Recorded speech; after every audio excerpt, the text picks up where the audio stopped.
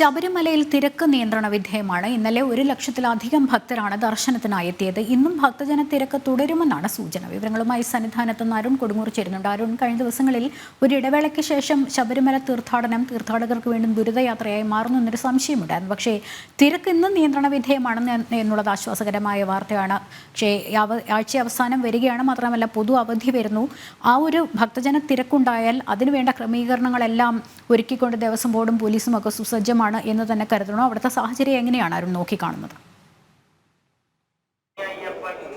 തീർച്ചയായും നിലവിൽ തിരക്ക് നിയന്ത്രണ വിധേയമാണ് എന്ന് പറയുമ്പോഴും വരും മണിക്കൂറുകളിലും തിരക്ക് വർദ്ധിക്കാനുള്ള ഒരു സാധ്യത തന്നെയാണ് മുന്നിൽ കാണുന്നത്. കാരണം വരുന്ന 3 ദിവസങ്ങളിലും പരമാവധി ബുക്കിങ്ങിലേക്ക് സന്നിധാനം പോയിരിക്കുകയാണ്. അതായത് 90,000 ആളുകളിലേക്ക് സന്നിധാനം കടക്കുകയാണ്. അതുകൊണ്ട് തന്നെ അത് വലിയ രീതിയിലുള്ള ഒരു തിരക്കിലേക്ക് സന്നിധാനം വീണ്ടും കടക്കാനുള്ള ഒരു സാധ്യതയുണ്ട്. ഇന്നലെ 1 ലക്ഷത്തിലധികം ഔദ്യോഗിക കണക്ക് പ്രകാരം 1 ലക്ഷത്തിലധികം തീർത്ഥാടകരാണ് ശബരിമല ദർശനത്തിനായി എത്തിയിരിക്കുന്നത്. എന്തായാലും വരും മണിക്കൂറുകളിലും തിരക്ക് വർദ്ധിക്കാനുള്ള ഒരു സാധ്യത തന്നെയാണ് നിലവിലുള്ളത്.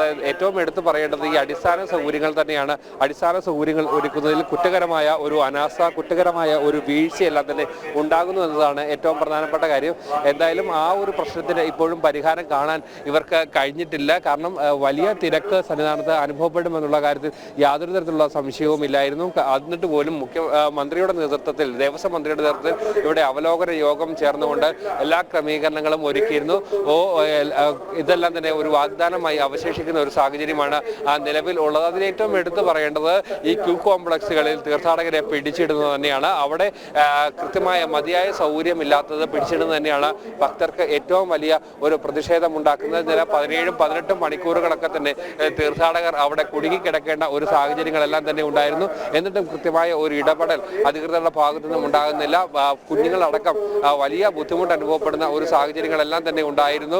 ഈ ഒരു വിഷയത്തിൽ അടിയന്തരമായ ഒരു പരിഹാരം ഉണ്ടായില്ല എങ്കിൽ വരും ദിവസങ്ങളിലും വരും മണിക്കൂറുകളിലും എല്ലാം തന്നെ വലിയ പ്രതിസന്ധി ഉണ്ടാകുന്നു. തിരക്ക് നിയന്ത്രിക്കുന്നതിന് അപ്പുറത്തേക്ക് കാര്യങ്ങൾ എത്തുന്നു. കേന്ദ്രസേന ഇറങ്ങി തിരക്ക് നിയന്ത്രിക്കേണ്ട ഒരു സ്ഥിതിവിശേഷത്തിലേക്കൊക്കെ തന്നെ കാര്യങ്ങൾ എത്തുന്നു. പോലീസും ഭക്തരും തമ്മിൽ വാക്കേറ്റം ഉണ്ടാകുന്ന സ്ഥിതിവിശേഷമെല്ലാം തന്നെയാണ് നിലവിൽ ഉണ്ടായിരിക്കുന്നത്. ആ ഒരു പ്രശ്നത്തിന് കൃത്യമായ ഒരു പരിഹാരം കാണണം. ഇന്നും ഫ്ലൈ ഓവറെല്ലാം തന്നെ പൂർണ്ണമായും നിറഞ്ഞുകൊണ്ട് പരമാവധി തീർത്ഥാടകരെ പടി കയറ്റി വിടുന്ന ഒരു സാഹചര്യമുണ്ട്. എന്തായാലും തിരക്ക് നിയന്ത്രിക്കുന്നതിന് അപ്പുറത്തേക്ക് കഴിഞ്ഞ ദിവസം രാത്രി പോയിരുന്നതായാലും ഇന്ന് ഇപ്പോൾ സ്ഥിതിഗതികൾ ശാന്തമാണ്. പരമാവധി മരക്കൂട്ടം വരെയാണ് തീർത്ഥാടകരുടെ ഒരു നിരയുള്ളത്. എന്തായാലും വരും മണിക്കൂറുകളിൽ തിരക്ക് വർദ്ധിക്കാനുള്ള, അതായത് ഉച്ചയ്ക്ക് ശേഷം തിരക്ക് വർദ്ധിക്കാനുള്ള ഒരു സാധ്യതയാണ് നിലവിൽ പോലീസും അതോടൊപ്പം തന്നെ ദേവസ്വം ബോർഡും എല്ലാം തന്നെ കണക്ക് കൂട്ടുന്നത്.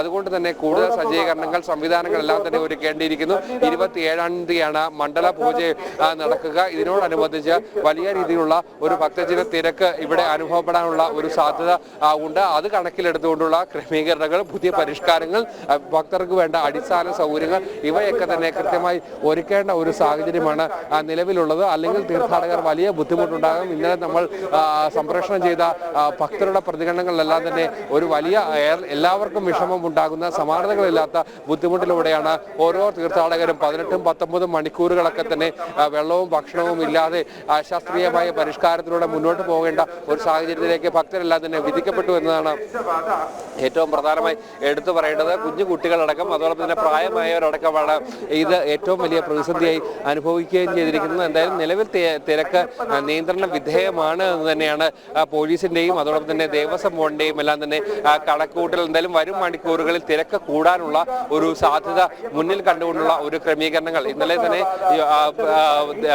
സന്നിധാനം ADM-ന്റെ നേതൃത്വത്തിൽ അവലോകന യോഗം ചേർത്തിരുന്നു. നിലവിൽ അതിൽ ഏറ്റവും പ്രധാനമായി ഉയർന്ന ഒരു കാര്യം ഭക്തർക്ക് ഭക്ഷണവും വെള്ളവും കൊടുക്കുക, അടിസ്ഥാന സൗകര്യങ്ങൾ കൊടുക്കുക. ഇതിലുണ്ടായ വീഴ്ചകൾ പരിഹരിക്കണമെന്നുള്ള ഒരു കൃത്യമായ ഒരു ആവശ്യമാണ് ഈ യോഗത്തിൽ ഉയർന്നത്. ഉന്നത ഉദ്യോഗസ്ഥരെല്ലാം തന്നെ ഉണ്ട്. പോലീസിന്റെ ഉന്നത ഉദ്യോഗസ്ഥരെല്ലാം തന്നെ സ്ഥലത്ത് ക്യാമ്പ് ചെയ്തിട്ടുണ്ട്. അതോടൊപ്പം തന്നെ മറ്റ് കേന്ദ്ര സേനകളും കൃത്യമായി തന്നെ ഇവിടെ സ്ഥിതിഗതികൾ വിലയിരുത്തുന്നുണ്ട്.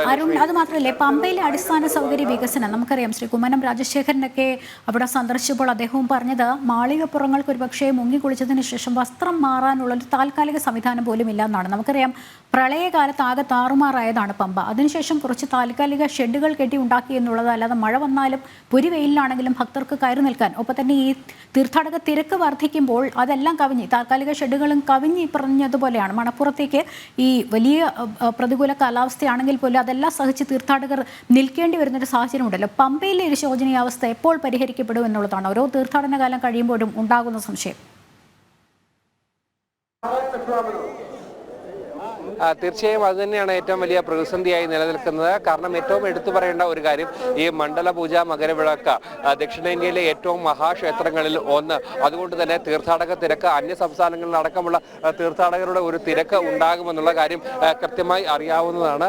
അത്തരത്തിൽ ഈ തീർത്ഥാടകരുടെ ഒരു തിരക്ക് കണക്കിലെടുത്തുകൊണ്ടുള്ള വേണ്ട ക്രമീകരണങ്ങൾ, വേണ്ട ഒരുക്കങ്ങൾ, മുന്നൊരുക്ക പ്രവർത്തനങ്ങളെല്ലാം തന്നെ ഉണ്ടാകണമെന്നുള്ള ഒരു കാര്യമാണ് ഇവർ ഏറ്റവും എടുത്തു പറയുന്നത്. എന്തായാലും അത്തരത്തിൽ ഒരു വലിയ ക്രമീകരണങ്ങളെല്ലാം തന്നെ ഒരുക്കേണ്ട ഒരു സ്ഥിതിവിശേഷമാണ് നിലവിലുള്ളത്. പക്ഷേ അതിനൊന്നും തന്നെ അടിസ്ഥാന സൗകര്യങ്ങൾ ഒന്നും തന്നെ ഒരുക്കാതെ, കൃത്യമായ രീതിയിലുള്ള ഒരു സൗകര്യങ്ങൾ ഒരുക്കാതെ നടപടികളൊന്നും എടുക്കുന്നില്ല എന്നതാണ് ഏറ്റവും പ്രധാനപ്പെട്ട കാര്യം.